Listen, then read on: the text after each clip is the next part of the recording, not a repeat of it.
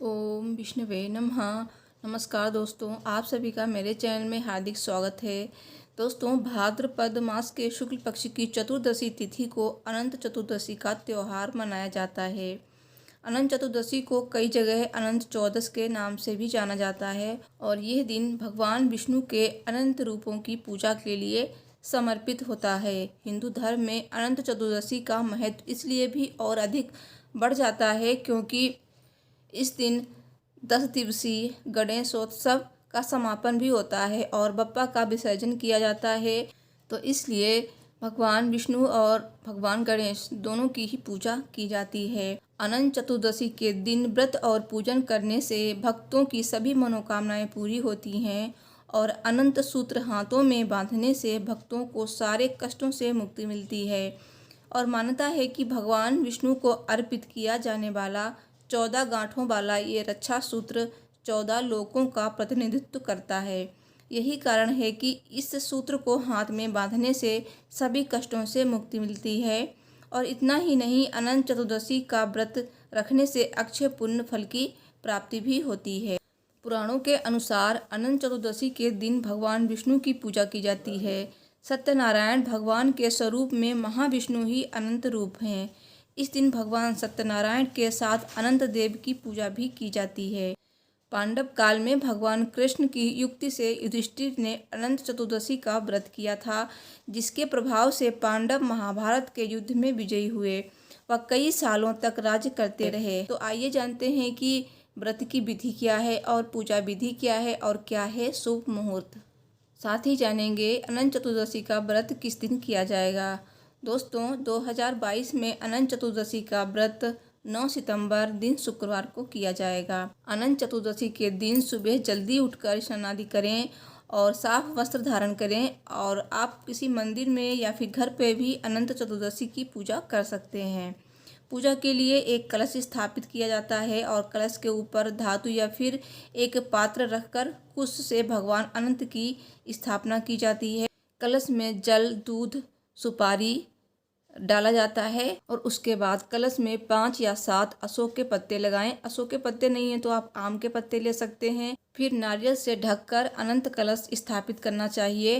अनंत कलश के पास ही 14 कुश रखें और कुमकुम, केसर, हल्दी और एक सूत या फिर रेशमी धागे को या फिर आप कलावा भी ले सकते हैं। और अगर सूत है तो आप उसे हल्दी और केसर से रंग लें और उसमें 14 गांठें लगाकर रक्षा सूत्र बना लें और फल, फूल, हल्दी, अक्षत, पंचोपचार और नैवेद्य आदि अर्पित कर भगवान की विधि विधान से पूजा करें और भगवान को गुड़ या फिर पीली मिठाई का भोग लगाएं। तो पूजा में रक्षा सूत्र भगवान को अर्पित करें। अनंत चतुर्दशी की व्रत कथा इस दिन अवश्य पढ़ें, भगवान विष्णु के मंत्रों का जाप करें और अंत में अनंत भगवान की आरती अवश्य करें दोस्तों। और उसके बाद रक्षा सूत्र को अपने हाथों में बांध लें। दोस्तों, अनंत चतुर्दशी का व्रत 14 सालों तक रखा जाता है। उसके बाद आप इसका उद्यापन कर सकते हैं और दोबारा फिर से रख सकते हैं। और इस बार अनंत चतुर्दशी के दिन 2 शुभ योग बन रहे हैं, जो कि सुकर्मा योग और रवि योग हैं। तो ये दोनों योग मांगलिक कार्यों के लिए बहुत ही अच्छे माने जाते हैं। इसमें भी आप कोई अपना मांगलिक कार्य शुरू कर सकते हैं। दोस्तों, अनंत चतुर्दशी के दिन पंचक और भद्रा भी हैं।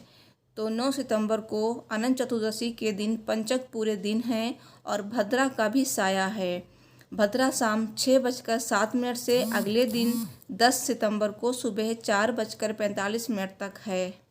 अनंत चतुर्दशी 2022 पूजा मुहूर्त 9 सितंबर को भगवान विष्णु के अनंत स्वरूप की पूजा करने का शुभ समय प्रातःकाल में 6:03 से शाम 6:07 तक है।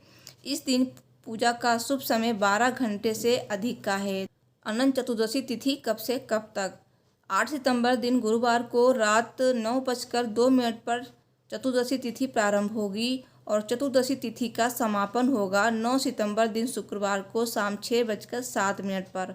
तो सूर्योदय की तिथि के आधार पर अनंत चतुर्दशी का व्रत 9 सितंबर शुक्रवार को ही रखा जाएगा।